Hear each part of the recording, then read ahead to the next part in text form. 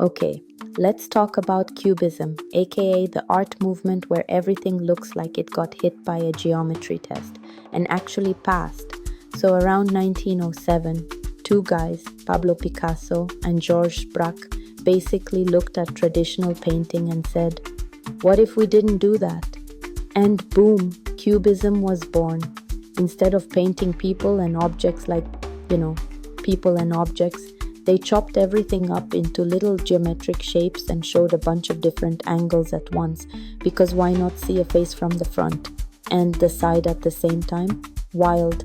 These guys were super into the idea of not just how something looks, but how it exists in space. Think of it like the first ever 3D Snapchat filter, but done with oil paint and existential dread. They drew a lot of influence from African masks and this deeply serious painter named Paul Cézanne, who was very into breaking things down into cubes and cones. It's kind of like when your brain turns everything into Tetris when you've played too long. That's Cubism energy. The movement split into two phases. First, there's analytical Cubism, very serious, very moody, mostly brown and gray, like your art is sitting through a philosophy lecture.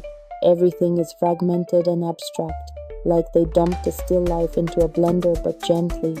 Then came synthetic cubism, which was like, hey, let's add some newspaper and wallpaper and mix media like beasts.